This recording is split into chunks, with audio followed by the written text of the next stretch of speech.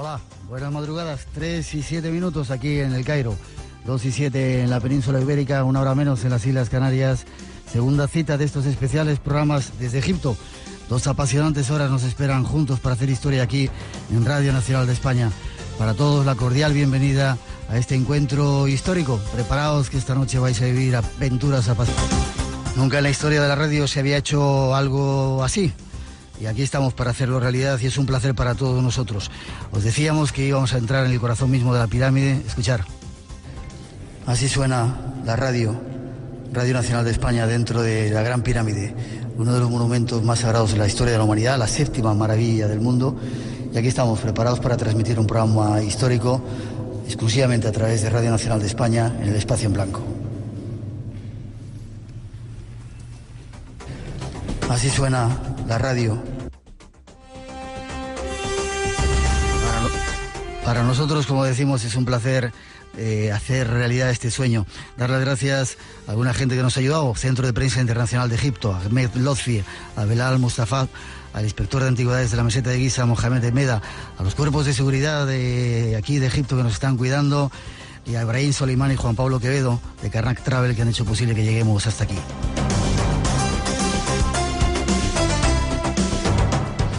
Tenemos 2 sets preparados aquí fuera de las grandes pirámides. Estamos viendo la Gran Pirámide y dentro de un rato nos vamos a meter y os invitamos a que nos acompañéis justo hasta el corazón de una de ellas. Javier, tremendo, ¿verdad?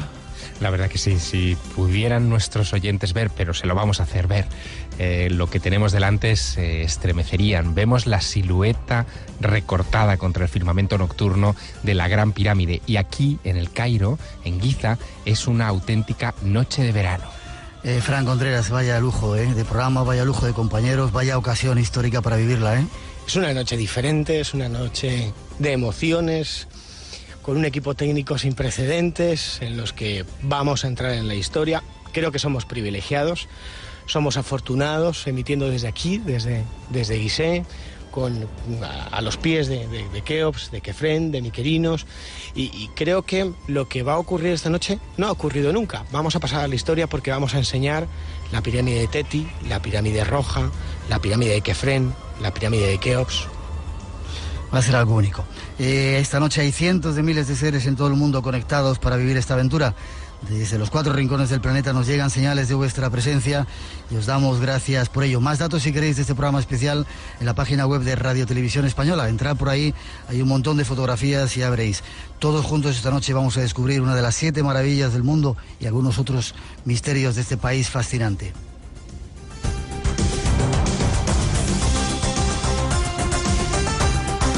Saludar a Ibrahim Soleimán, que ha hecho que estemos aquí. Buenas noches, Ibrahim, ¿cómo estás? Hola, buenas noches. Esta noche has sufrido, ¿eh? Hombre, mucho. Esto lo dejaremos para contarlo en otro momento, ¿no? Por fin, sí, por fin ya estamos. Te agradecemos de corazón todo el trabajo y que nos haya para todo. Espero que la gente lo disfrute mucho. Gracias, Ibrahim. Nada. Un segundito, os ponemos algunas informaciones de lo que queremos hacer esta noche, justo el tiempo para poder penetrar dentro de esa gran pirámide, dentro de la Gran Pirámide de Kefren. Y atentos, vais a vivir experiencias únicas, no os lo perdáis. Tenemos también a Miriam Seco y un montón de gente ahí especial esperando el tiempo para daros esa información, y subimos corriendo a la pirámide para seguir transmitiendo esta emoción que estamos viviendo aquí. Aquí estamos, en una de las pirámides más sagradas e importantes de la humanidad, cumpliendo un viejo sueño del espacio en blanco. Por primera vez, la radio se mete dentro de una pirámide para contaros algunos de los secretos. Javier, vaya sitio donde estamos, ¿eh? Pues estamos dentro del sarcófago que supuestamente tuvo que haber ocupado uno de los grandes monarcas de la cuarta dinastía egipcia hace aproximadamente 4.500 años.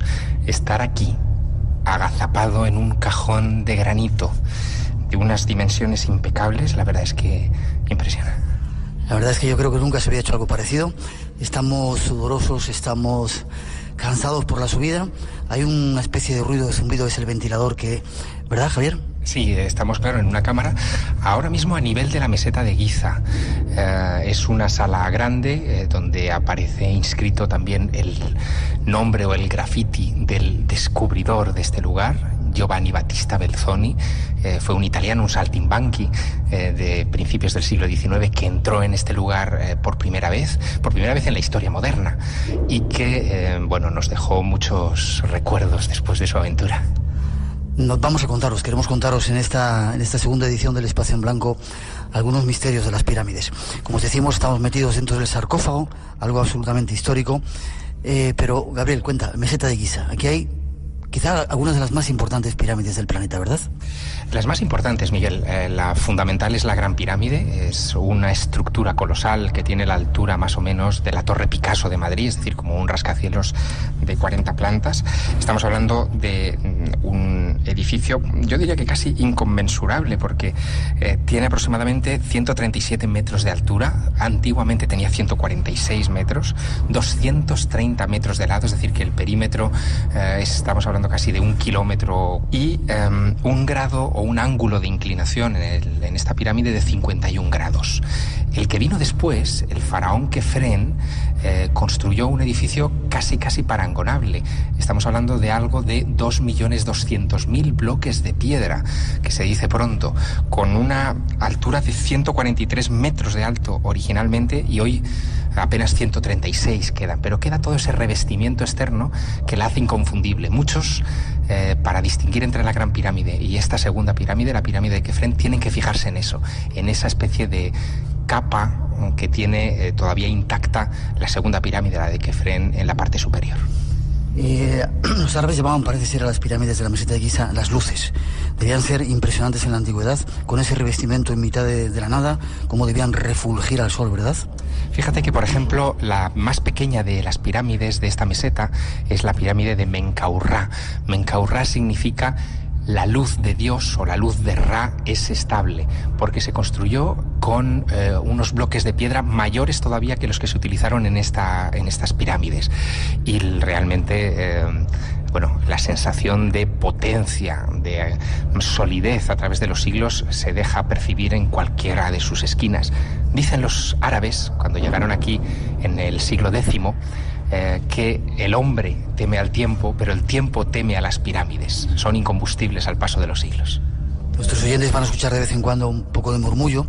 Estamos aquí metidos en mitad de la pirámide, pero hay algunos árabes que son los que controlan este lugar de noche y de día, que se han sorprendido a ver que estamos haciendo un programa de radio dentro, y de vez en cuando entran a ver qué hacemos. Javier, tú eres uno de los pocos, los vas a contar después, no sé si españoles, hombres blancos, no sé cómo decirlo, que ha estado dentro de la pirámide junto con Napoleón y otros muy pocos. ¿Por qué son tan importantes las pirámides? Decías en el programa de ayer que quizá fuera una puerta hacia las estrellas. ¿De dónde viene esa idea? Es una idea que viene de la religiosidad más primitiva del antiguo Egipto. Los egipcios, cuando crean toda su dimensión mística o religiosa, tratan de defender una idea que es muy poderosa, y es que la tierra egipcia, con el Nilo y todo lo que hay alrededor de él, en realidad es un reflejo cósmico, una especie de alteración o alter ego de lo que se ve sobre las cabezas en una noche despejada de verano, por ejemplo. La Vía Láctea para ellos era el Nilo celestial. Algunas estrellas importantes, como la estrella Sirio, encarnaban a la diosa Isis, o constelaciones como la constelación de Orión encarnaban al dios Osiris. De hecho, estas pirámides en las que nos encontramos ahora encarnan precisamente, y esto ya es una idea muy aceptada, el cinturón de esa constelación. Hablaremos dentro de un momentito de todo eso, si quieres. Pero de alguna manera dices que son el reflejo del cielo en la tierra. El reflejo del cielo en la tierra. Y con esa idea, su mayor obsesión fue crear puntos de conexión entre el cielo y la tierra, lugares en los que el alma desencarnada del faraón pudiera alcanzar las estrellas y convertirse en una de ellas.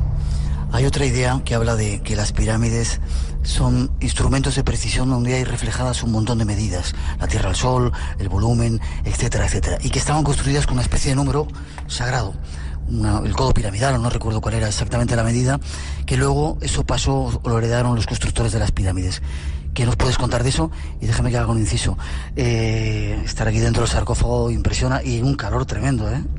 Yo creo que esa es la sensación que nuestros oyentes ahora mismo no pueden percibir, sí. Que es la falta de aire no hay aire que circule con, digamos, con la naturalidad con la que circularía en un templo egipcio. Aquí cuesta respirar, cuando uno lleva un rato cuesta respirar, pero te va a sorprender una cosa, Miguel. Cuando yo pasé mi noche en la Gran Pirámide hace ya unos cuantos años, a solas, dentro de un sarcófago... No adelantes cosas todavía. Vale, pero dentro de un sarcófago así, de repente dejó de importar el aire, dejó de importar el calor.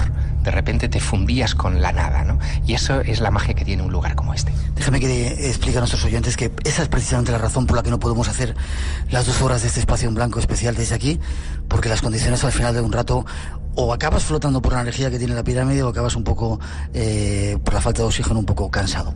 Te contaba, la medida, esa geometría sagrada, ¿de qué forma están construidas las pirámides? Pues mira, por ejemplo, la cámara del rey de la Gran Pirámide, que es una cámara completamente revestida de granito traído de Asuán, es la única cámara de las 3 pirámides que está revestida de ese material tan impactante y tan ajeno a este lugar. Tiene las dimensiones del triángulo sagrado, del triángulo pitagórico. Mucho antes de que Pitágoras formulara su famoso teorema, los egipcios ya lo estaban aplicando con una precisión pasmosa en la cámara del rey. Y no solamente eso, sino que algunos han querido ver, sobre todo a partir del siglo XIX, en las medidas de la Gran Pirámide, hasta incluso profecías bíblicas. Yo soy escéptico en cuanto a eso. Pienso que la piramidología fue una pseudociencia del XIX muy influida sobre todo por gente que quería tomarse al pie de la letra la Biblia y sobre todo las profecías del fin del mundo que esperaban para el final del año 1900 y que después se trasladaron al 2000, pero no deja de ser inquietante la precisión de ingeniería que se observa en estas pirámides. Da la sensación de que no son monumentos. Cuando uno las estudia, da la sensación de que son máquinas. Máquinas para el alma, para proyectarlas al espacio, pero máquinas al fin y al cabo.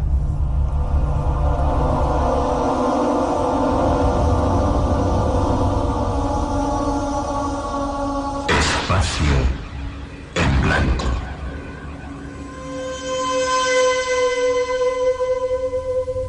Un viaje hacia otros mundos. Es importante también destacar hacia dónde están orientadas las pirámides. Parece que las 4 caras son perfectas y que incluso no son 4 caras, sino que por un proceso de reflexión de la luz hacen 8 lados.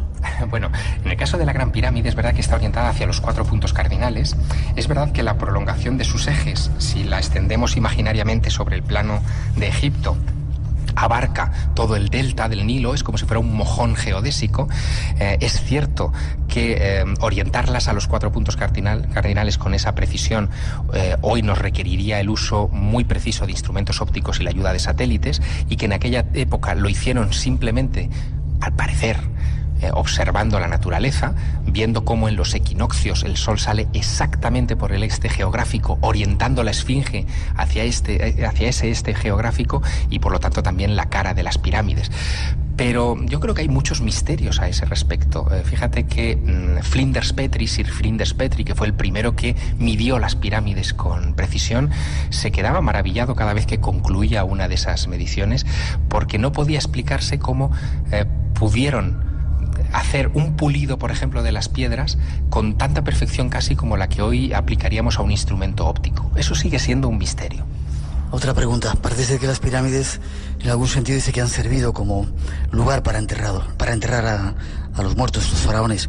En estas 3 grandes pirámides parece que nunca se ha encontrado nada. En este sarcófago donde nos encontramos ahora mismo, algo insólito para realizar un programa desde dentro de un sarcófago. ¿Hubo alguna vez algún cadáver, alguna momia? Cuando Giovanni Battista Belzoni llegó en 1818 a esta sala, después de atravesar esos pasadizos que hemos recorrido, que estaban literalmente taponados de excrementos de murciélago y de otras cosas, tuvieron que desinfectar la pirámide.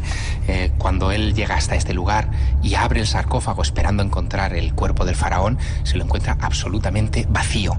Vacío también estaba el sarcófago de la pirámide de Keops, y vacío también estaba el sarcófago de Micerinos.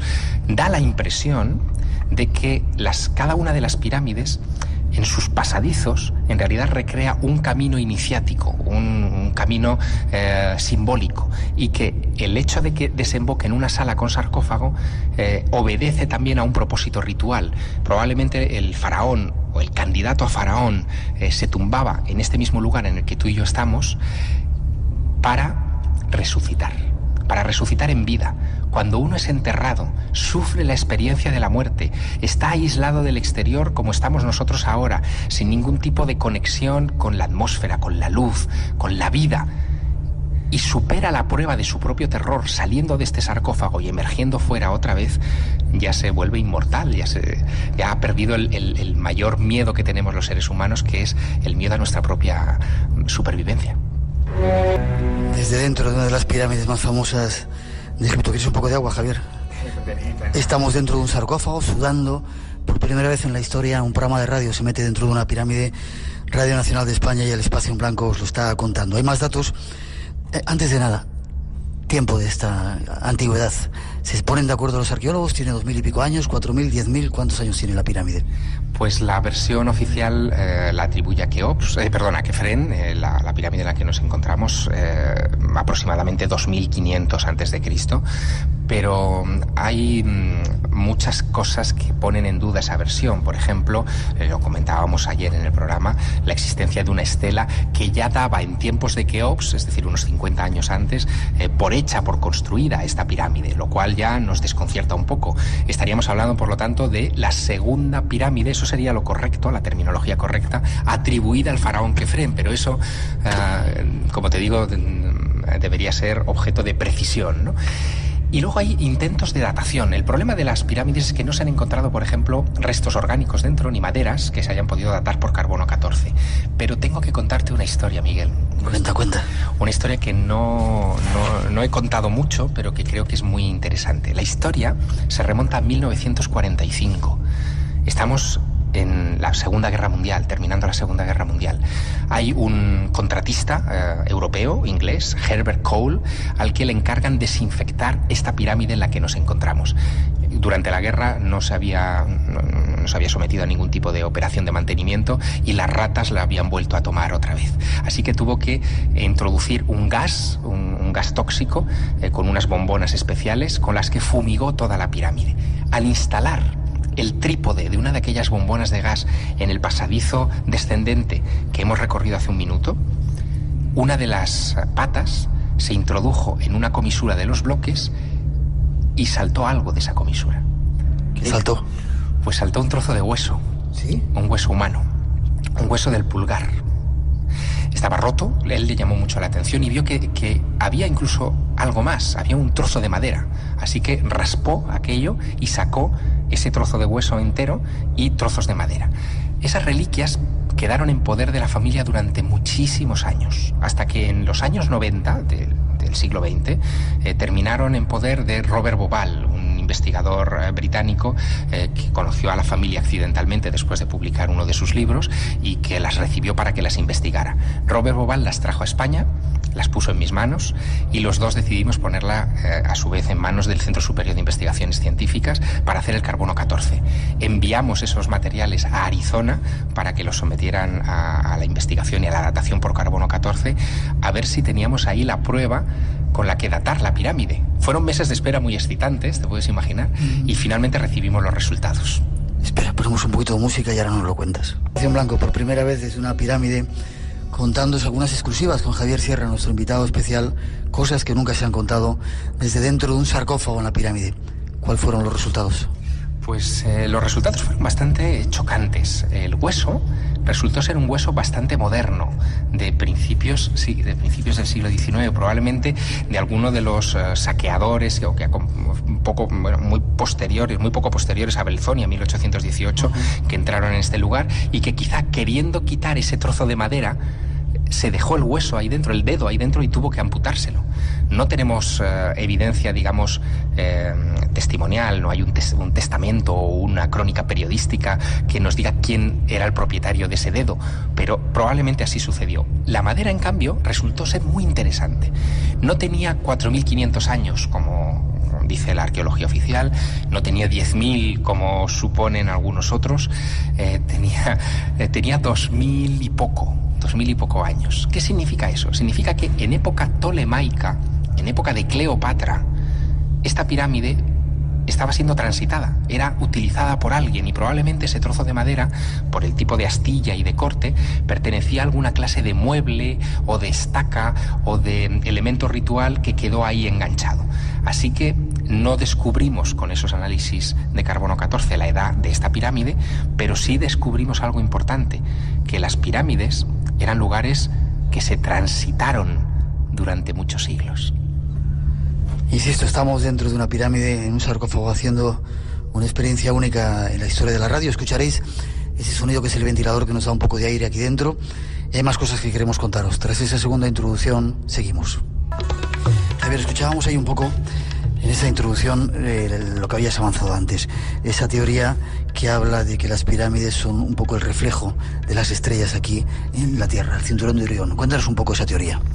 Pues es una teoría que hoy ya, como te digo, está ya bastante aceptada en todos los círculos egiptológicos internacionales, porque explica el propósito último de las pirámides. El cinturón de Orión, las tres Marías, las tres estrellas centrales de esa constelación imponente que es muy reconocible en el firmamento nocturno, no eran un lugar cualquiera para los antiguos egipcios, eran el Duat, la puerta al más allá. El hecho de que se construyera sobre la tierra de Egipto una imitación a escala de esas estrellas significaba que este lugar, la meseta de Giza, era el Duat, era, o por lo menos el lugar donde el alma del faraón o el cuerpo del faraón, con el faraón en vida, podía entrenarse para su viaje a las estrellas. Es muy curioso porque, como verás, si ves cualquier foto aérea de las pirámides o cualquier foto satélite, las dos grandes pirámides, Keops y Kefren, son colosales y están sobre un mismo eje. Y sin embargo, la pequeña, Micerinos, es sensiblemente inferior y apenas tiene 100 metros de lado, de cara, cuando las otras tienen más de 200, y está ligeramente desviada hacia el este. ¿Por qué? Hasta que se formula la teoría de la correlación de Orión, que es el nombre técnico que tiene, no se pudo responder a esa pregunta. Pero la respuesta de la correlación de Orión es impecable. Las tres estrellas del cinturón de Orión forman precisamente ese diseño. Las dos mayores son dos estrellas potentes, poderosas, alineadas, digamos, en una misma recta, y la pequeña está ligeramente desviada hacia la izquierda, según la vemos desde el suelo, con lo cual tenemos el reflejo perfecto. Pero los que desarrollaron esta teoría, especialmente Robert Bauval, llegó mucho más lejos con sus investigaciones. Se dio cuenta de algo, que hubo un momento en la prehistoria de Egipto en el que esas tres estrellas del cinturón de Orión estaban más pegadas al horizonte sur de la meseta de Giza, en perfecta alineación con las pirámides, y que en ese momento de la prehistoria egipcia el Nilo se perdía en un punto del horizonte sur de Giza donde nacía la Vía Láctea en el firmamento. Era el lugar en el que ambos espejos, ambos reflejos, encajaban. Ese tiempo es un tiempo remotísimo. Los ordenadores han establecido que la fecha en la que toda esa conjunción se produjo fue el 10.500 antes de Cristo. La civilización egipcia empieza oficialmente, la primera dinastía, en el 3000 antes de Cristo. Estamos hablando de un tiempo muy anterior que los egiptólogos se niegan a admitir que hubiese visto el florecimiento de una civilización. Esto eran tribus nómadas, esto era una zona no desértica, era una zona, digamos, por la situación geoclimática, mucho más verde y más rica, pero imposible para una civilización que no se admite que existía en ese tiempo. ¿Qué ocurre? Eso dicen los egiptólogos, pero los egipcios sí que dicen que existía alguien aquí. En esa época, quienes tutelaban el designio del pueblo egipcio eran los compañeros de Horus, los Semsuhor, una especie de seres mitad divinos, mitad humanos, a los que se les atribuye muchas de las grandes proezas de este pueblo. Y haciendo uso de las cronologías de los egipcios, no de los egiptólogos, el 10.500 a.C. es justo el periodo en el que arrancan, digamos, los reinados de estos compañeros de Horus. 2 citas cada semana, de 2 a 4 de la madrugada. 1 hora antes en Canarias, los sábados y domingos. Espacio en Blanco. En Radio Nacional de España, con Miguel Blanco.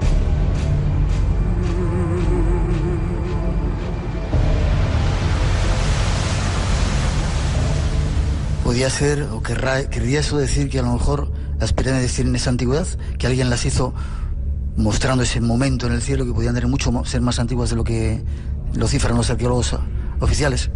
Me gustaría que reflexionáramos sobre esto porque es importante. Podría ser, pero también podría ser otra cosa.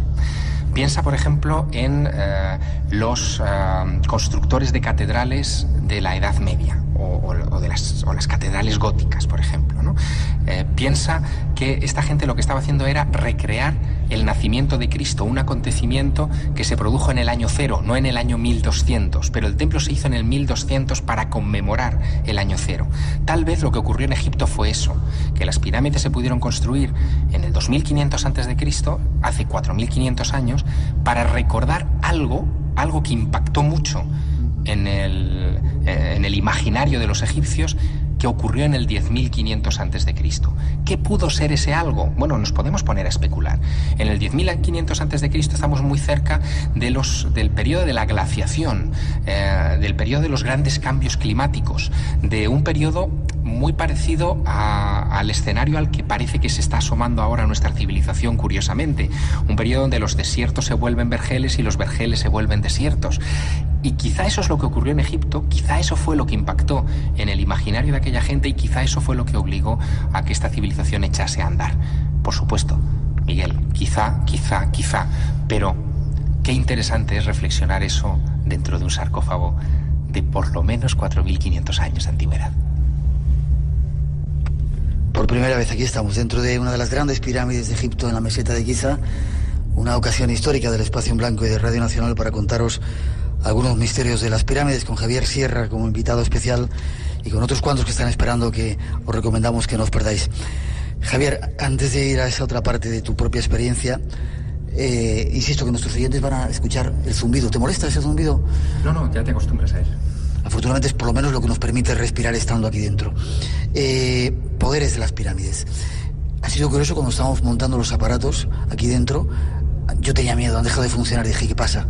De repente las grabadoras que teníamos y los sistemas para captar el sonido no funcionaban, y eso es algo que a mí me han contado muchas veces. Han entrado equipos de televisión con cámaras en la Cámara del Rey donde estamos y de repente no funcionaban.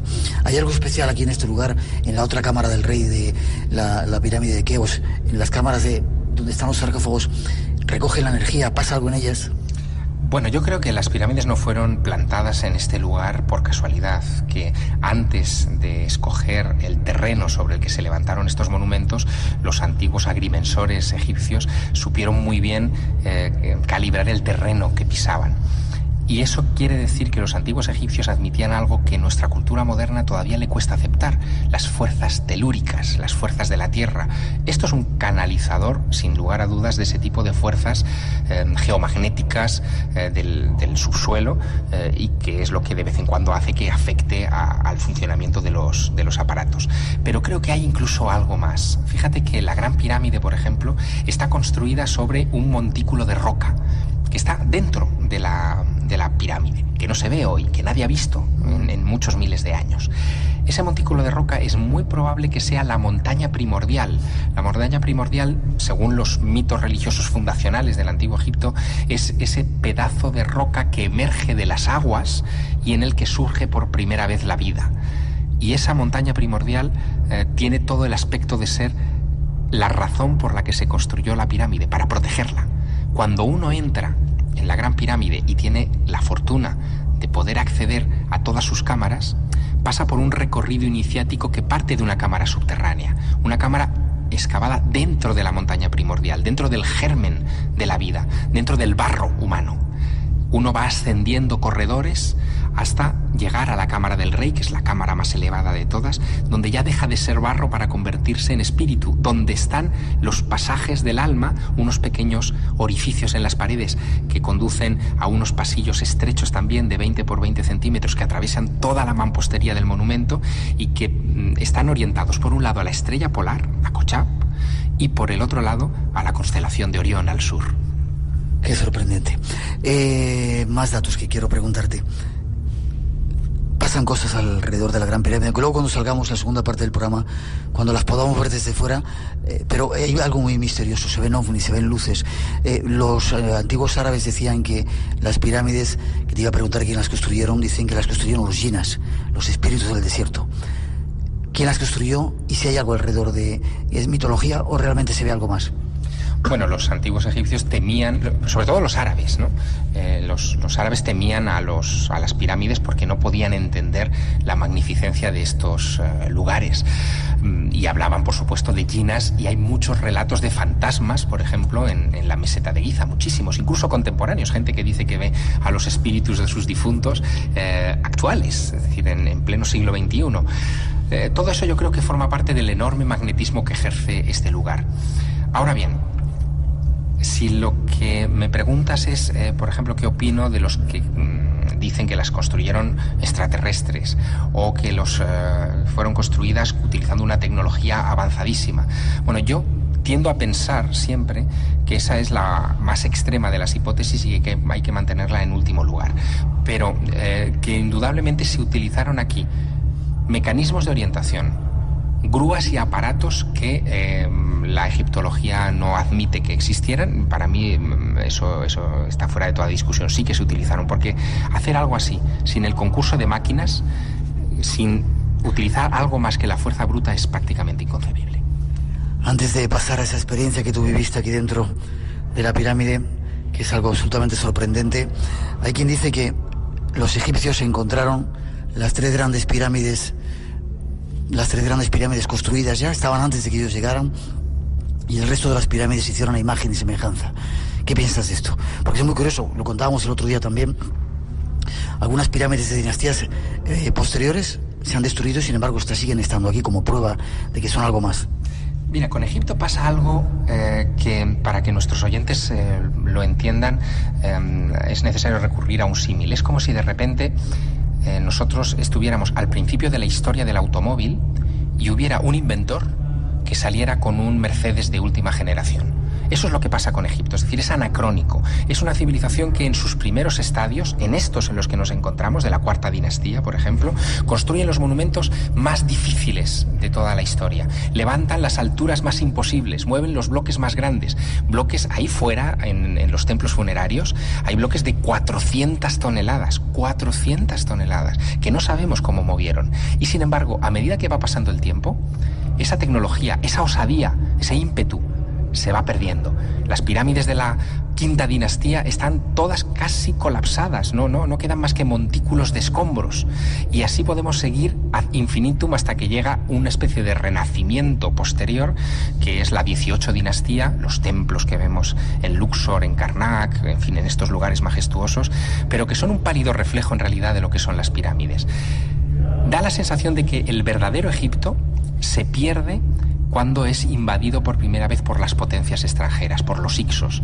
Ahí se corta el flujo energético o creativo del verdadero Egipto. Y después la 18 dinastía, cuando ya reconquista a los extranjeros el país, trata de recuperarlo sin llegar a la perfección de sus predecesores. Os habíamos contado en esta introducción algo de Napoleón. En breve vamos a contaros más datos de lo que pasó con Napoleón y de esas diferentes cámaras que hay en la Gran Pirámide. Lo haremos cuando salgamos de aquí, desde fuera, viéndolas desde otra perspectiva. Y escucharéis de vez en cuando el sonido de alguna gente que entra. Están los árabes extrañados de que vengan a hacer un programa de radio aquí dentro y, bueno, somos un poco para ellos una novedad. En un momento, después de esa introducción, Javier nos cuenta esa experiencia dentro de la Gran Pirámide. No os vayáis, que tenemos mucho que contaros todavía en esta emisión especial de este Espacio en Blanco, desde las Pirámides, Radio Nacional de España. Javier, en el libro El secreto egipcio de Napoleón, ¿se llamaba así? ¿Lo he dicho bien? Sí.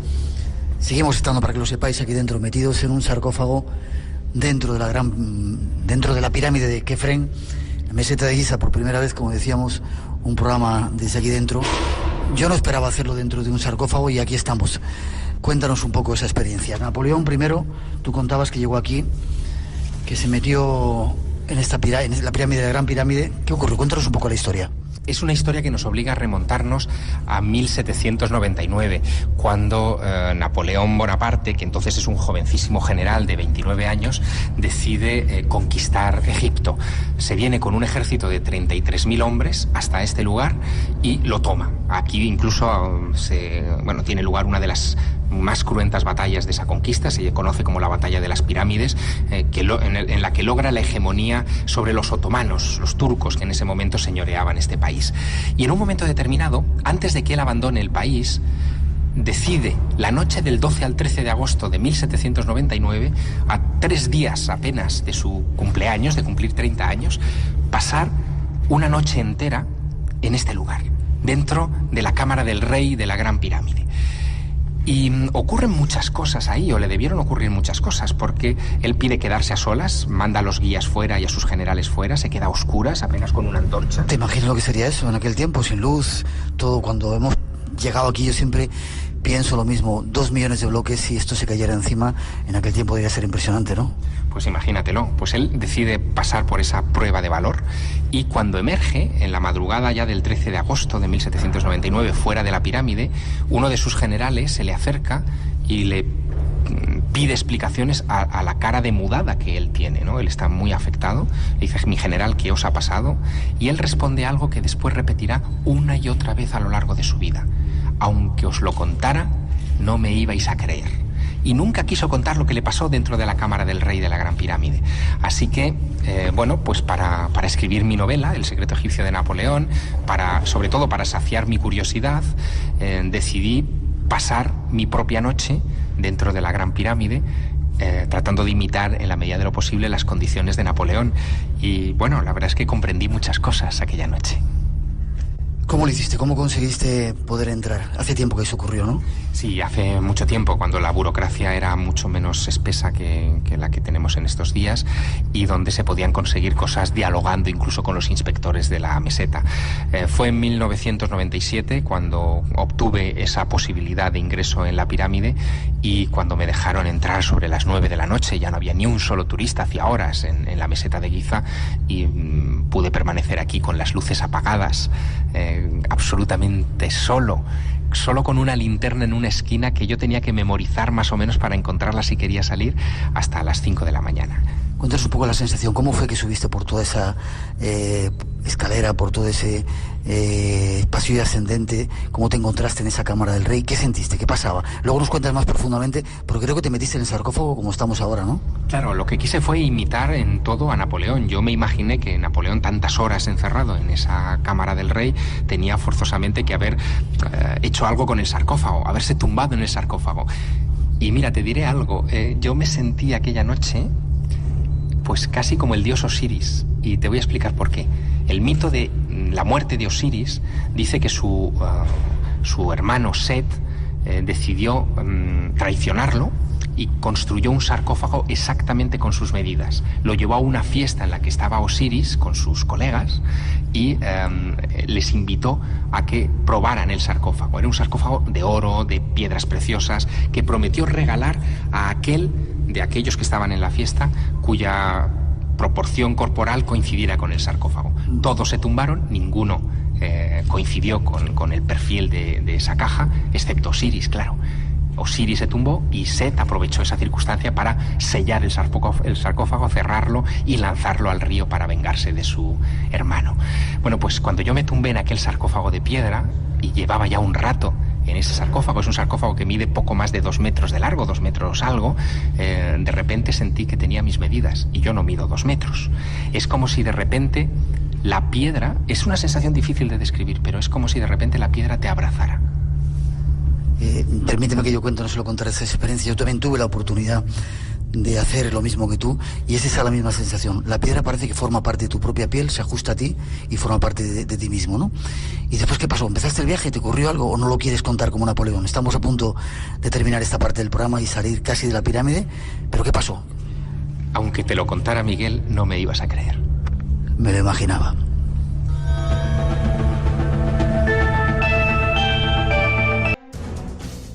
Tres y 6, 2 y 6 en las Islas Canarias, segunda hora del Espacio en Blanco, con los saludos a todos los que estáis ahí conectados en Radio 1, Radio 5, a los que nos escucháis a través del podcast y a todos los que en la radio online estáis sintonizados ahora desde cualquier parte del mundo con Radio Nacional y con el Espacio en Blanco. Saludos. Esta primera parte nos está llevando a hablar del mundo de los espíritus. ¿Te hacía así esa mujer, Aldo, y qué pasaba? Sí, pues subí a las escaleras y además era curioso porque era como ver pues a una persona de otra época, pero que se estaba refiriendo a mí, y me sentí como un crío, ¿sabes? Porque esa mirada era muy potente, y me decía, quiero bailar, y en un momento determinado me dijo, quiero bailar, pero no puedo bailar contigo porque no estamos en el mismo sitio. Y claro, me quedé pensando en qué quería decir, ¿no?, con eso del mismo sitio, sí. Y vi que se iba subiendo las escaleras, me volvió a hacer el gesto Te podría decir que hasta sentí un olor como a un perfume muy antiguo. Fue muy raro y fue una sensación muy amable, muy bonita, pero creo que fue la primera vez que me di cuenta de esa sensación de estar en dos... El mismo espacio, pero dos planos diferentes. Sí, y fue muy curioso. ¿A qué tenéis miedo? Dice, hay una pregunta, y ahora vas tú, José Luis. Yo a lo que le tengo miedo, respecto a todo esto, a no ser honesto. 3 y 8, 2 y 8 en las Islas Canarias, 900-137-137 nuestro teléfono si queréis preguntar. Hay una última parte, una última introducción que queremos ofreceros en este tema.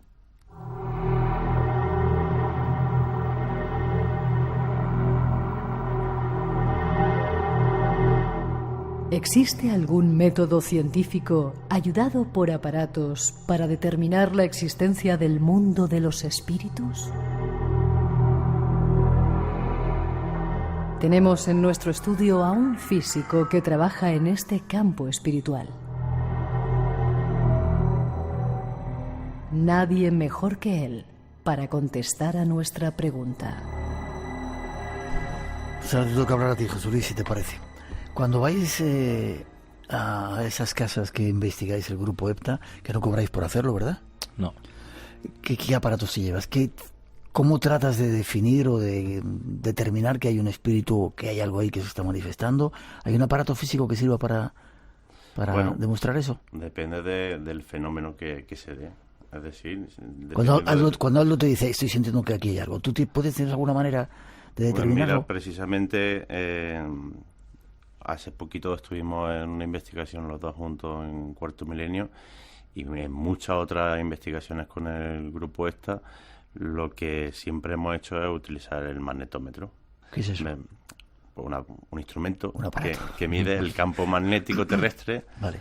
O algún campo magnético añadido que haya, pero ya por razones físicas. Es decir, a lo mejor hay una corriente subterránea, o hay cables detrás de una pared, o incluso los propios halógenos que producen campos magnéticos. Todo eso lo va registrando el aparato.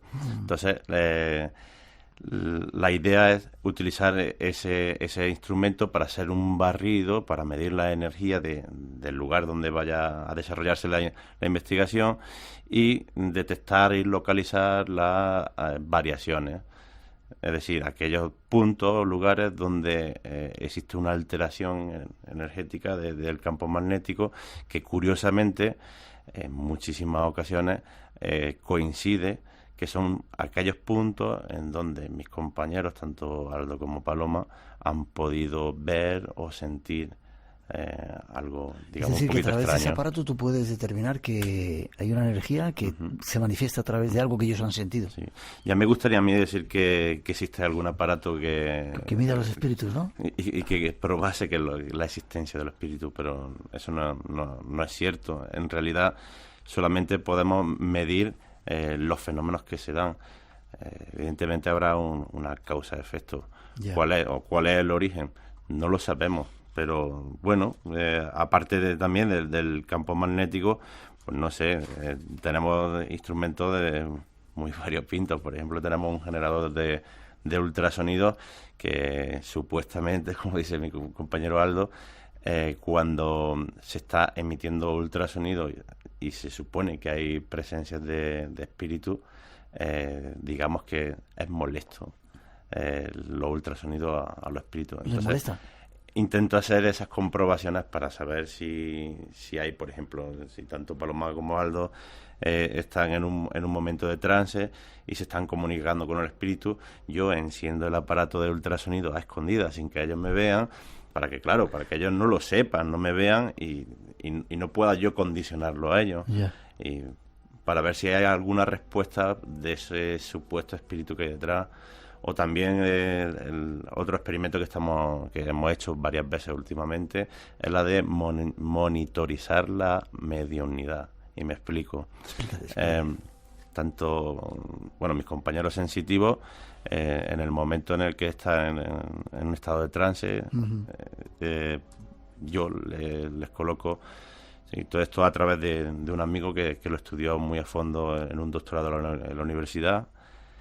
Les coloco unos sensores biométricos en el cual se les mide la temperatura de la piel, el ritmo cardíaco, la resistividad de la piel, que también es un indicador del estrés, para ver cómo se van comportándose ellos antes, durante y después de un trance.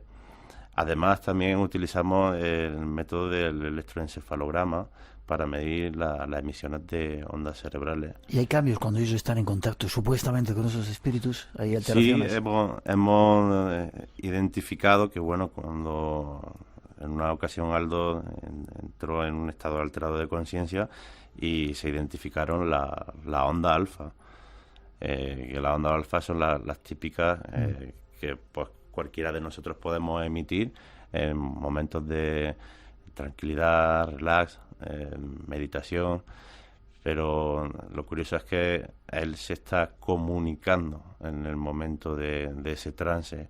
Entonces nosotros cada vez que nos comunicamos, realizamos una tarea que implique una mínima concentración, se debería de dar la onda beta, que son ondas de frecuencia mayor. Ya.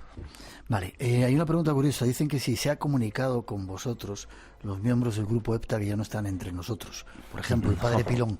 No, y eso... ha dicho, oye, que estoy aquí... Y eso que lo hemos intentado. ¿Lo habéis intentado? Por algún medio lo hemos intentado, lo hemos hablado, pero no.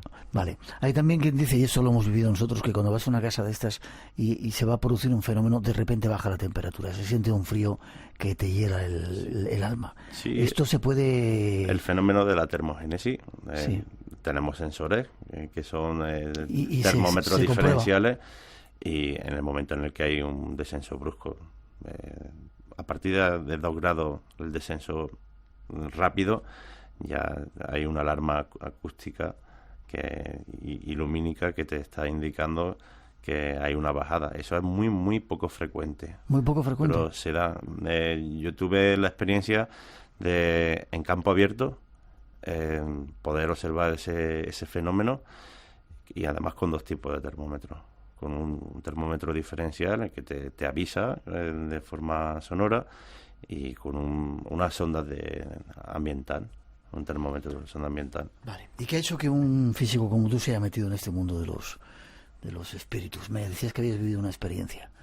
Sí, hombre, la verdad es que siempre he ido en búsqueda de intentar comprender un poco mejor el porqué de estos fenómenos, porque es lo que siempre es lo que se puede observar muy de vez en cuando, si tenemos suerte y si andamos con la gente adecuada, ¿no?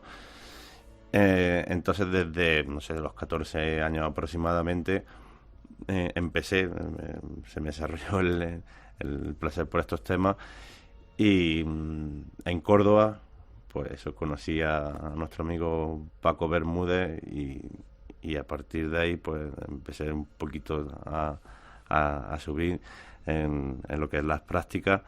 Y bueno, pues me contó una cosa bastante curiosa. Pues estábamos hablando del juego de la Ouija, en el que, bueno, pues yo tenía la curiosidad de saber si es un juego que es debido a una sugestión colectiva o si realmente es un medio de comunicación. Entonces, para intentar discernir entre una cosa u otra, y eso que yo no tengo absolutamente ninguna capacidad, cuando se realizaba la práctica de la Ouija, colocábamos una baraja de cartas y hacíamos 3 o 4 montones y le pedíamos a quien estuviese en ese momento en esa conexión que nos dijese cuál era la carta la primera carta de uno de los montones. Nos decía la baraja española, el 2 de bastos. Entonces le señalábamos el montón, este montón es el que queremos saber la carta, la primera carta que hay. Dábamos la vuelta y acertaba, y algunas veces acertaba, y eso que estamos hablando que la baraja española tiene 40 y tantas cartas, si no me equivoco. 40. Y también un experimento muy curioso, que el que te refería, que me lo contó Paco, fue que bueno, hicieron una sesión de Ouija con 4 personas invidentes que no podían ver, y la tabla de la Ouija tenían colocadas las letras de forma aleatoria para que no se supiera dónde estaban, ¿no? Claro. Y se produjo una comunicación, una comunicación de información, y bueno, pues la verdad es que es bastante curioso. Eso podría aportar el que no solamente muchas veces, que además pienso que la mayoría de las veces el juego de la Ouija es un juego debido a una sugestión colectiva de las personas que lo están practicando. Peligroso muchas veces, ¿no? Uh-huh. Vale. ¿Tú crees, terminando ya, en la existencia de ese mundo más allá de los espíritus?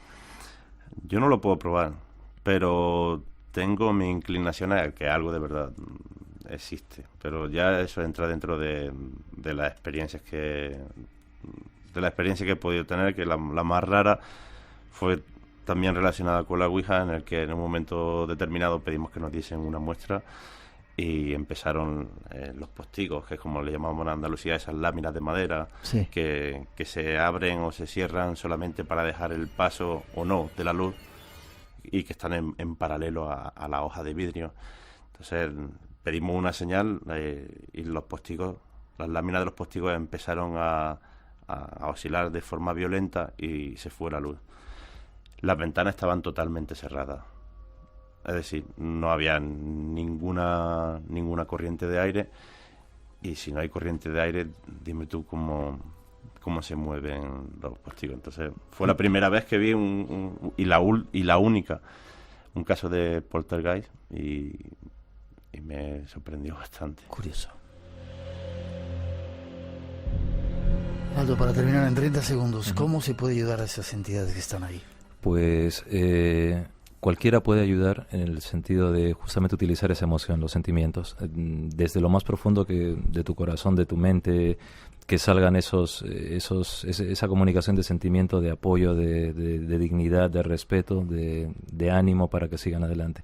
Eso es lo más potente que hay, lo más efectivo, el sentimiento, y para poder enviárselo no necesitas ni de mediums ni de nada. Tú lo puedes hacer. 12:20, casi terminamos con esta música.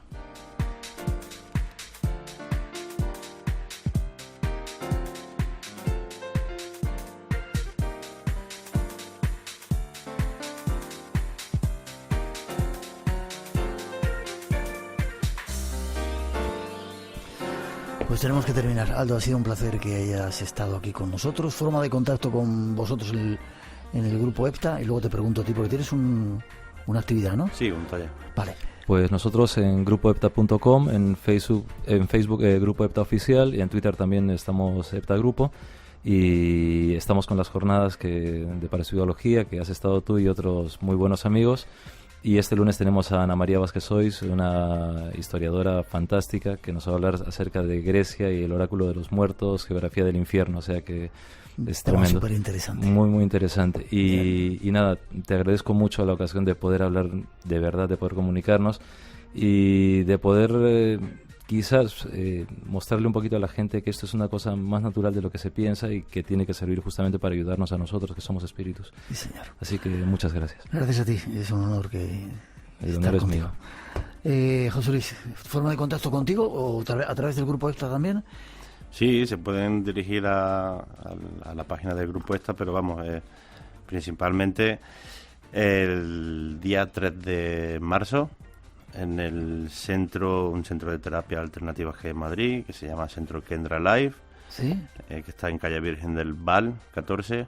Se hará un taller en el que compartiré con las personas que se apunten el método científico que se aplica en nuestras investigaciones, en el que hablaré sobre la instrumentación que utilizamos, la radiestesia, medidas de campos magnéticos, captación de psicofonía, el tema de la mediunidad, el monitorizar la mediunidad y sobre la fotografía paranormal. Vale, no hemos hablado de psicofonías y de fotografías, que quizá lo hagamos otro día. Día 3 de marzo. 3 de marzo y bueno, pueden llamar al teléfono 660-395-741. Espera, repite, ¿660? 395, ¿sí? 741 para inscribirse en el taller o mediante la página web. Perfecto, gracias también por haber estado con nosotros. Muchas gracias a ti, Miguel. Ojalá el mundo espiritual sea esto. Escuchad un segundito y ya os dejo que os marchéis, aunque tenemos una tarde para comer por ahí. Te echaré de menos. Tu madre estaría orgullosa. Yo también te echaré de menos. Eres un tío legal. Adiós, Adamae. Adiós, Sam. Te quiero, Molly. Siempre te he querido. Es increíble, Molly. No te imaginas cuánto amor me llevo. Qué bonito que sea así, que uno se lleve tanto amor, ¿verdad? 3, gracias a los dos. 3:23, 2:23 en las Islas Canarias. Seguimos adelante. Hay un segundo tema esperando. Ahí os lo ofrecemos. Espacio en Blanco. Tu cita con el misterio.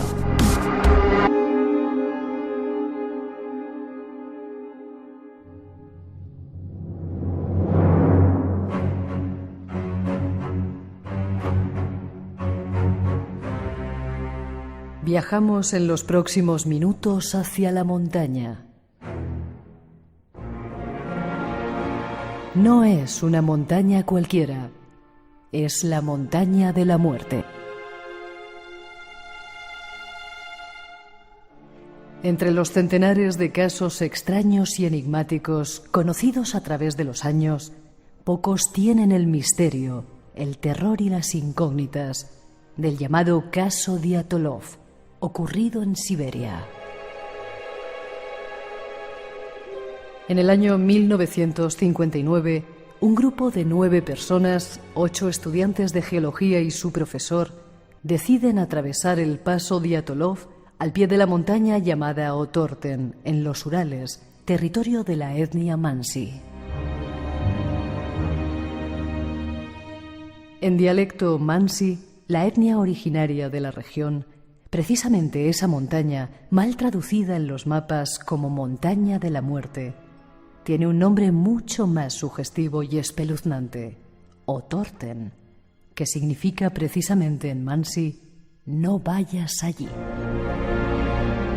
Y seguramente el grupo tendría que haber hecho caso de este consejo quizás centenario, pues desde siempre en la región abundaban las leyendas de desapariciones misteriosas, extrañas luces y no menos extraños humanoides.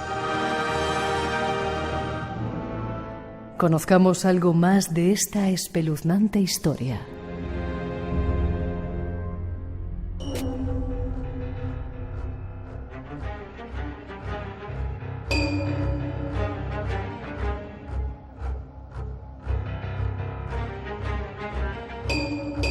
Un nuevo compañero se acerca a nuestro equipo, a nuestro espacio en blanco en este comienzo del año 2018.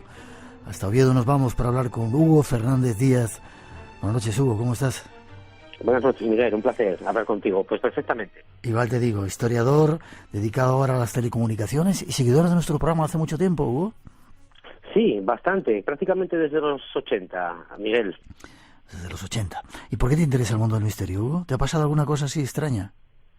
Bueno, me ha pasado alguna cosa extraña, pero bueno, yo más bien me decanto un poco por el mundo del misterio en relación un poco a la historia, ¿no? A algunos acontecimientos que pasan que bueno, carecen hoy en día de explicación y solo que un poco más pues no es renegante en este mundo, ¿no? Pero bueno, es un tema que me apasiona y que prácticamente toco todos los temas, Miguel.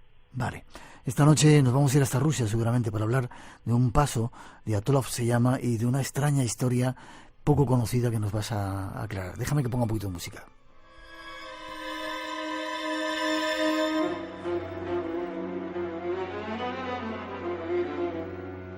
...25 de enero de 1959, casi en estas fechas en las que estamos... ...10 estudiantes, 8 hombres y 2 mujeres... ...en los montes Urales, estudiantes rusos... ...salían de expedición, ¿verdad, Hugo?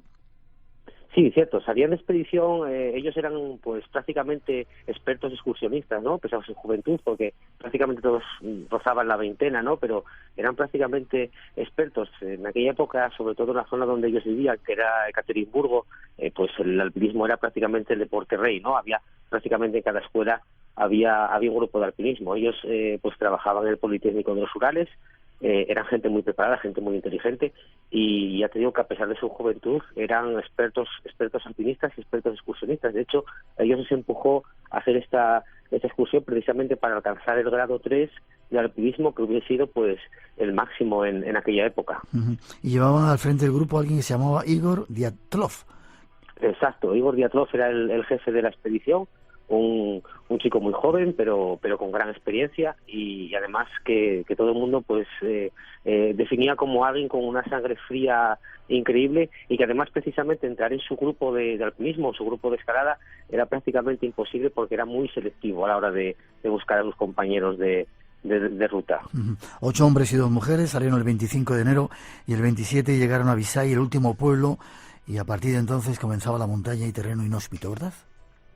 Sí, correcto. Ellos tenían que, como te he dicho, pues alcanzar este grado 3, tenían que hacer una ruta pues de 14 días con unas determinadas características. Deberían pues montar un refugio, acampar al aire libre durante determinados días y demás, y ahí es donde empieza su viaje. Para ser exactos, en un pequeño pueblo que se llama Ibdel, y de ahí partieron pues a coronar la que era pues digamos la cima que estaban buscando, ¿no? Se llamaba el Gora Otortek.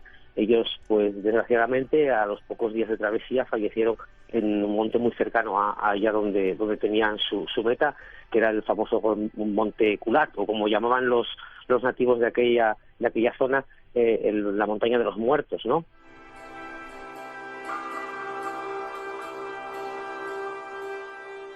De los 10 que salieron, uno parece que se quedó atrás, ¿no? Tenía disentería y se quedó y no pudo continuar. Yudin, 21 años. Sí, Yuri Yudin fue, pues, digamos, el que arrojó un poco más de luz a la hora de hacer la investigación sobre lo que había pasado y cómo habían podido morir, sobre todo, pues, bueno, identificando, pues, pertenencias, identificando ropas y demás. Uh-huh. Él llegó un momento en que sí, se sentía enfermo, ya no estaba muy bien de salud, se tuvo que dar la vuelta, y hace muy poquitos años murió, y él siempre, hasta la época de su muerte, siempre dijo una frase muy enigmática, ¿no? Él decía que si alguna vez hubiese tenido la oportunidad de hacer una pregunta a Dios, sería qué fue lo que les pasó a mis amigos aquella noche en aquella montaña.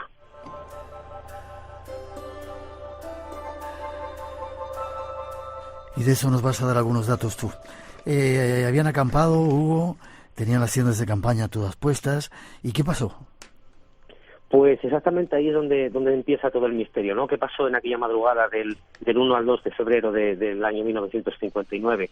Algo, no se sabe aún qué, les hizo salir de la tienda de campaña, y les hizo salir además en unas condiciones en las que sabían que la muerte era prácticamente inminente, ¿no? Porque estamos hablando de una noche en la que había una tremenda ventisca, las temperaturas rozaban los 30 grados bajo cero, y algo les empujó a salir de su refugio pues prácticamente semidesnudos, no completamente desnudos, porque según muchas fuentes se dice que salieron en ropa interior. Esto no es correcto, Miguel.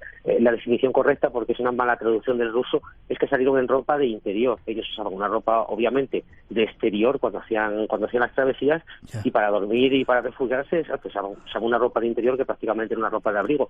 Lo que sí salieron fue totalmente descalzos, y comenzaron pues una extraña ruta hacia un bosque cercano, abandonando su refugio. Y en especial, además, muy enigmático es que cerca de donde murieron, que estaban a unos escasos metros de la tienda de campaña, pues prácticamente en la dirección contraria, a la misma distancia, habían construido un refugio en el que habían guardado medicinas, habían guardado ropas, habían guardado una serie de enseres que les hubiese ayudado a sobrevivir. Una de esas incógnitas es por qué huyeron hacia el bosque y no lo hicieron hacia el refugio que tenían prácticamente a la misma distancia. Ya, pero qué extraño, ¿no? Que salgas de un refugio como si el peligro viniera de dentro de donde estabas, de ese supuesto refugio. No, pues es lo que no se sabe, ¿no? ¿Qué es lo que pasó? Muchos apuntan a que fue una avalancha que les hizo escapar de allí. Otros, pues, apuntan a que probablemente hay teorías para todos los gustos, Miguel. Incluso hay una teoría que habla de que si pasaron por un episodio de locura, ¿no? Hay una teoría ahora que está muy extendida, que es la de los ultrasonidos. Parece que se dio mucho bombo y que parece que fue el fin, ¿no?, del misterio del paso Diatlov. Lo que apunta esta teoría es que en esa zona de los Urales, cuando sopla el viento y demás, pues produce una serie de ultrasonidos de baja frecuencia que hacen que prácticamente pierdas el sentido y te vuelvas prácticamente loco. No creo que esto haya sido así, y muchos investigadores también piensan lo mismo, porque ellos en todo momento eran conscientes y lucharon por sobrevivir. En ningún momento parece que hayan perdido la cordura, ¿no? ¿Qué los empujó a salir de allí? Pues todas las teorías posibles, ¿no? Desde posibles ovnis hasta gente armada, hasta incluso el mismísimo Yeti, ¿no? Dicen que pudo haberlos atacado y que los haya hecho salir despavoridos de la tienda. Despavoridos también es una manera de expresión, porque nunca salieron despavoridos, ellos fueron avanzando por las huellas en línea recta, perfectamente ordenados, hasta que allí cerca del bosque pues encontraron ese trágico final.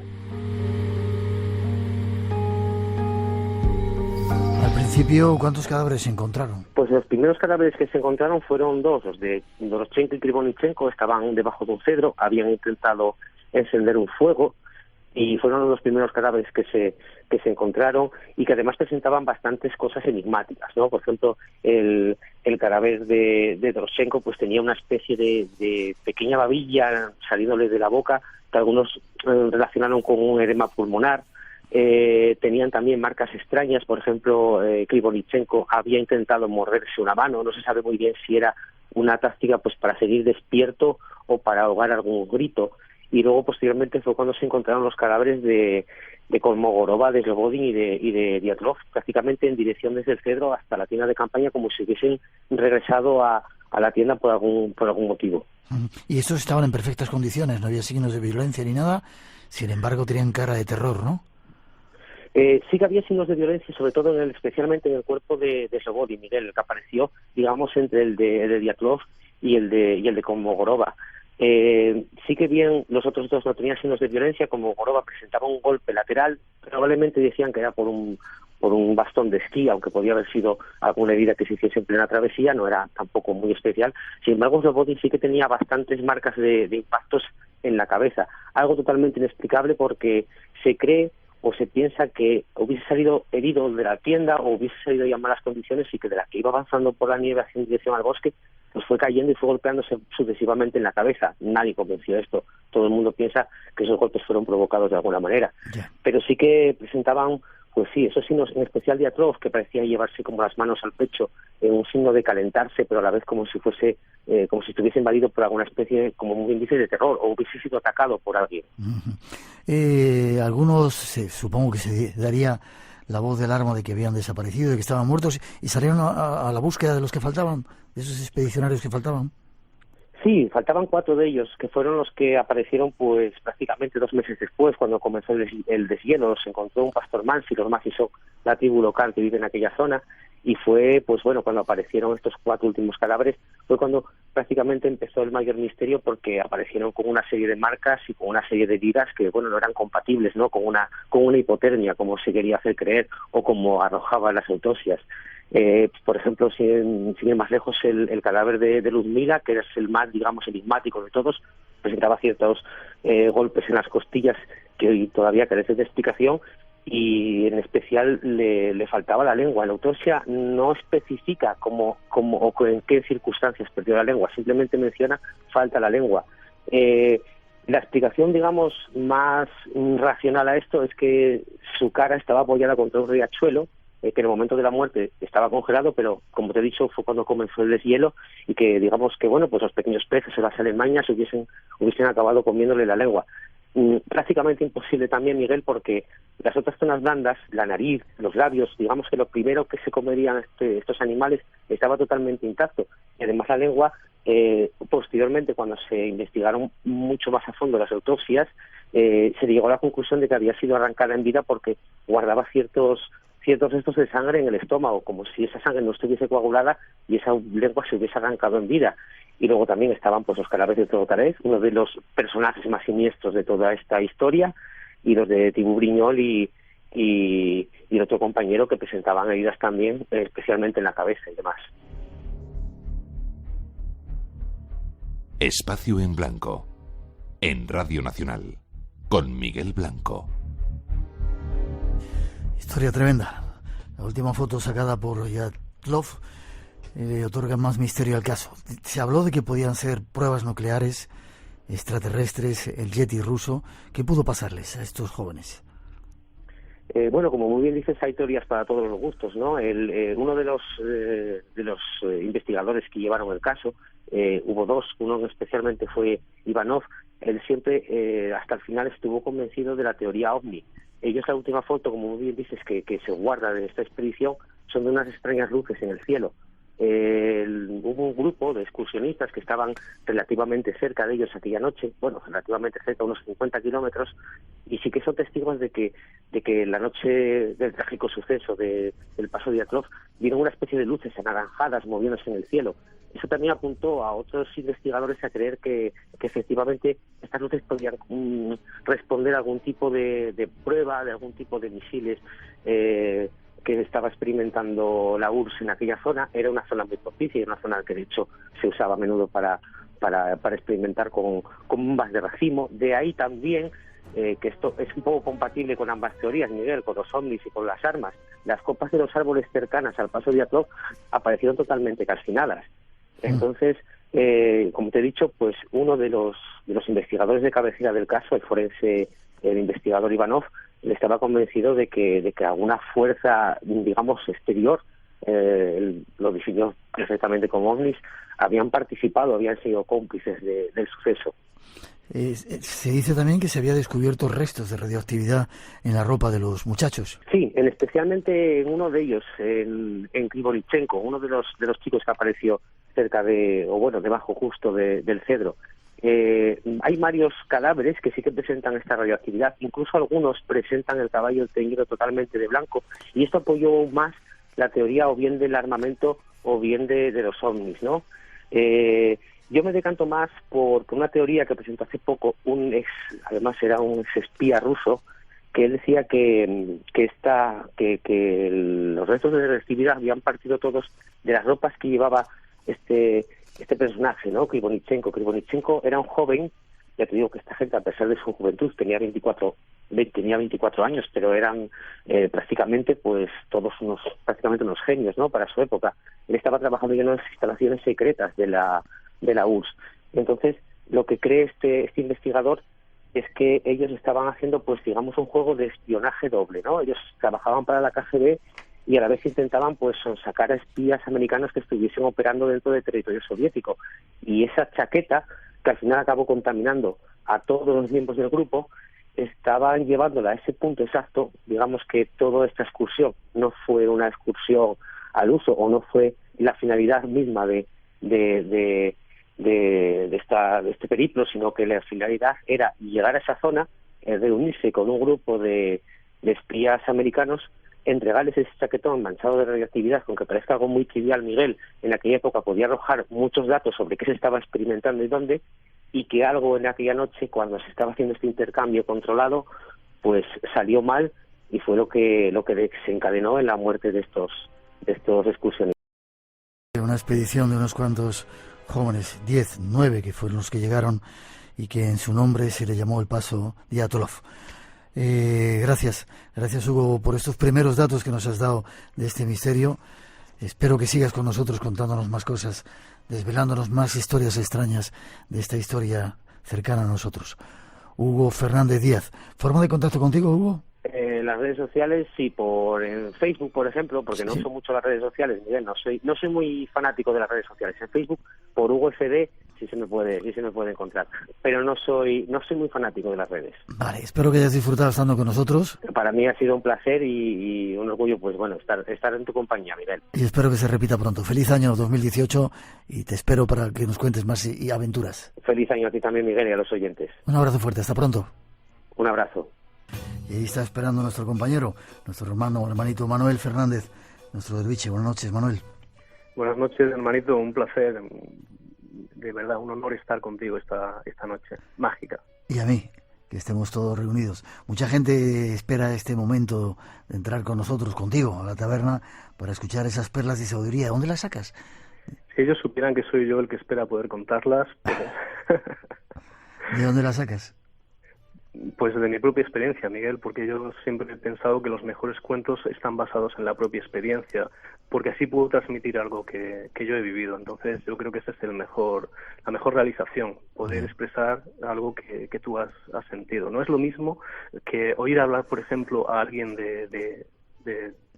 por ejemplo, un sacerdote que ha estado viviendo en el tercer mundo, viendo el hambre y pasándola con ellos, que oír a un economista hablando de la pobreza en el tercer mundo. Eso cambia muchísimo. Ya. Es curioso porque los cuentos han sido durante mucho tiempo la manera de transmitir la sabiduría de padres a hijos, cuando no había todos estos elementos que tenemos ahora, las televisiones, las tablets, todo eso que nos despista quizá de ese silencio que necesitamos. Los cuentos eran los protagonistas, ¿verdad? Claro, y se contaban de boca a oreja, como tú bien decías, de padres a hijos y de hijos a sus propias generaciones. Y yo quería que esto no se acabara, incluso poder utilizar esta tecnología que nosotros tenemos ahora para que, si no es de boca a oreja, por lo menos sea de tablet a tablet, pero que esta sabiduría clara, concisa, concreta y ancestral no cayera en saco roto. Ya. Y yo creo que eso es también lo que te ha enamorado a ti de los cuentos, ¿verdad? Claro. Y recordando a los que me contaban de pequeñito y los que yo contaba también cuando estábamos ahí. Creo que tenemos una música preparada. Vamos a tratar de conocer algo que a veces olvidamos. Escuchar.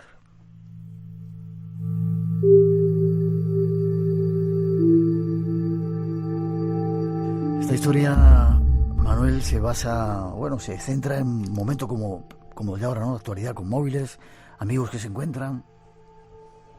Sí, esta historia me llegó un retazo hace poco por Facebook, no es la misma, pero yo quise coger de ahí algo emotivo para precisamente poner en alza, poner sobre el tapete algo que quizás, como tú bien decías, estamos olvidando y que deberíamos recordar, vaya a ser que mañana sea demasiado tarde. Uh-huh.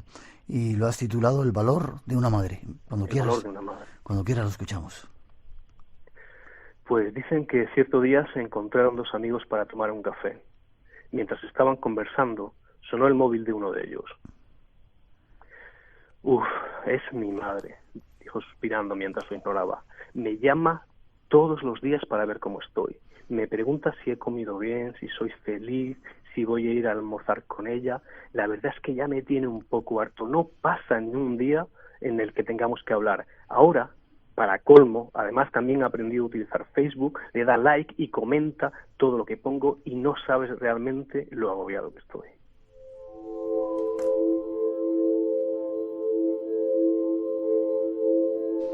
Es una imagen típica que se puede estar dando en cualquier momento, ¿verdad? El otro compañero le dice, bueno, chico, tampoco todo es así, tu madre solamente se está preocupando por ti, eres su hijo, eres lo que más quiere en su vida, no sé, ¿qué tiene de malo? ¿Y?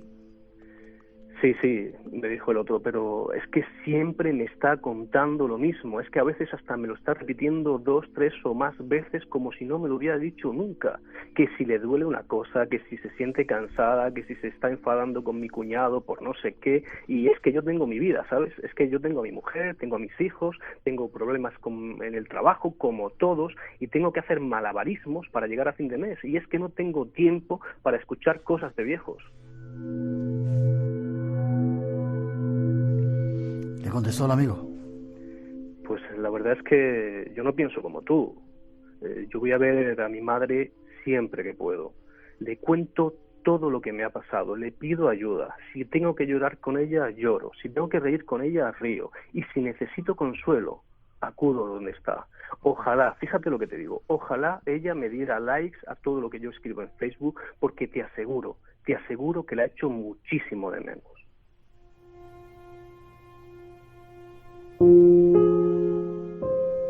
¿Y qué contestó el amigo? Pero chico, ¿cómo puedes echarla de menos si dices que hablas con ella casi más que yo con la mía? Pues verás, amigo mío, porque yo tengo que ir al cementerio y hablarle a una lápida que pone su nombre. Tengo que conversar con un trozo de tierra fría, donde su cuerpo está enterrado. Tengo que abrazar la ropa que cuelga de su armario para que su olor no se me olvide.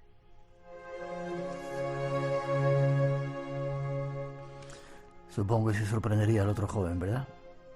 Sí, se sorprendió al ver a su amigo llorar, pero el amigo siguió. No te preocupes, yo era igual que tú, ¿sabes? Yo no aprendí a valorar a mi madre mientras estaba viva. Yo tampoco le cogía el teléfono, yo también me quejaba cuando tenía que atender a sus necesidades. Sin embargo, cuando se fue, me di cuenta del valor de una madre. Y no hay día que no lamente no haber estado más tiempo con ella. Por eso, amigo mío, te aconsejo que no actúes como yo actué. Valora a tu madre ahora que está viva, porque quizás un día te suene el teléfono y desearías con todas tus fuerzas, con toda tu alma, que fuera ella. Pero en el fondo sabrás que ella no podrá ser, porque ella ya se habrá ido.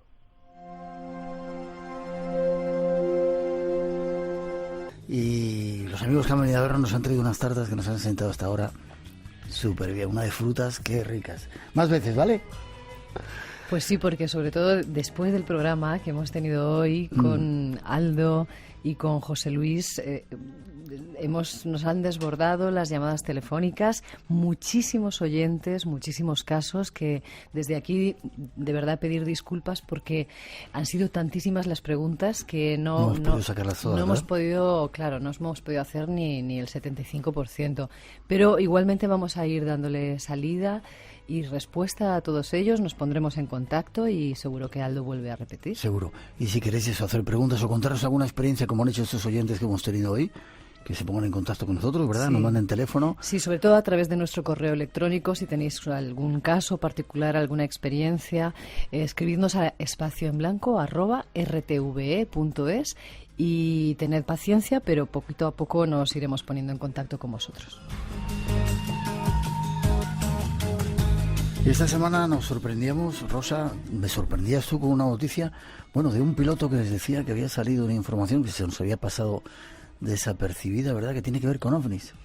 Pues así es, con OVNI. Además, una noticia que se emitió en Televisión Española hace muy poquito, ahora hace apenas un par de meses, en diciembre, donde el Pentágono de Estados Unidos reconocía la existencia de un programa secreto encargado de investigar la existencia de ovnis, y veíamos unas imágenes espectaculares, ya te digo, en el informativo de Televisión Española, de dos F-17 persiguiendo un objeto volante no identificado que volaba a gran velocidad y que además era de bastantes grandes dimensiones y podemos escuchar la noticia. Perfecto, lo escuchamos. ¿Cuántas cosas nos ocultan, verdad? Escuchemos. Aunque no está comprobado que haya vida más allá de nuestro planeta, lo cierto es que hay objetos voladores no identificados a los que se trata de seguir la pista. Estas imágenes, lanzadas por el New York Times y atribuidas al Departamento de Defensa de Estados Unidos, han estado bajo custodia del denominado Programa de Identificación de Amenazas Aeroespaciales, un programa secreto que el Pentágono ha reconocido que existió entre 2007 y 2012 y al que fueron destinados más de $100 millones. Su impulsor, el senador retirado Harry Reid, de Nevada, el estado en el que se encuentra la base aérea conocida como Área 51.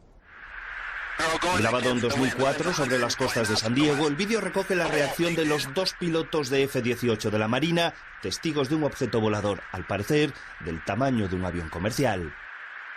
Les llama la atención la velocidad a la que vuela, con vientos de hasta 200 kilómetros por hora en contra. Mira, está rotando, le advierte uno de los pilotos al otro. Estos días le han preguntado a la portavoz de la Casa Blanca si Donald Trump cree en los ovnis y si tiene pensado reactivar el programa de investigación ahora descubierto. No hemos hablado de ello, ha contestado Sarah Sanders, pero preguntaré y les mantendré al tanto. Curioso, Obama y casi todos los anteriores presidentes de Estados Unidos prometían sacar la información que tenían reservada. Han hecho algunos pequeños, restos por ahí, pero este presidente nuevo yo creo que... Parece que no, parece que este no está dispuesto a gastarse otros 100 millones de dólares en otro proyecto de este calibre. Decir que eran F-18, no F-17. Sí. Y seguro que hay cantidad de programas ocultos, secretos, que tratan de que no nos enteremos que a lo mejor ya están aquí esperando esos...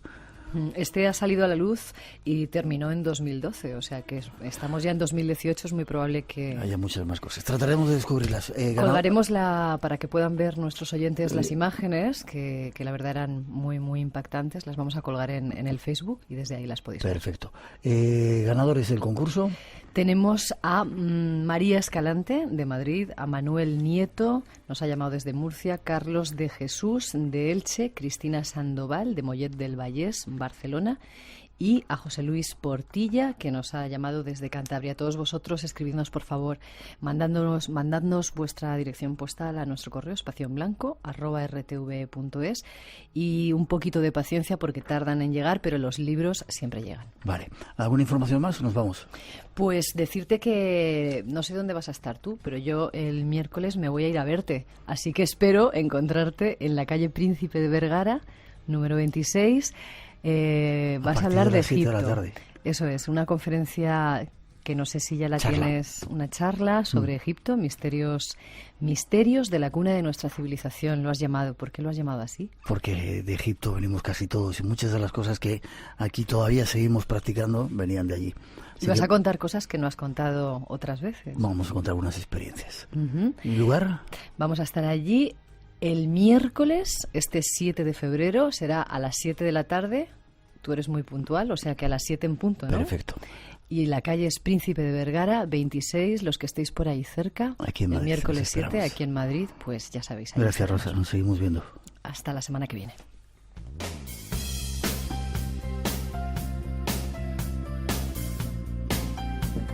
Y terminamos por hoy, cerramos esta puerta que hemos abierto hasta el mundo del más allá con invitados especiales. Habrá más misterios aquí en 7 días. El misterio continúa en Radio Nacional, en tu casa, en la de la radio. Y ahora con la recomendación de que sigas en esta sintonía con más programas interesantes que llegan. Hasta las 4 os dejamos con un poquito de nuestra mejor música. El deseo de una feliz semana, abrigaos y os esperamos.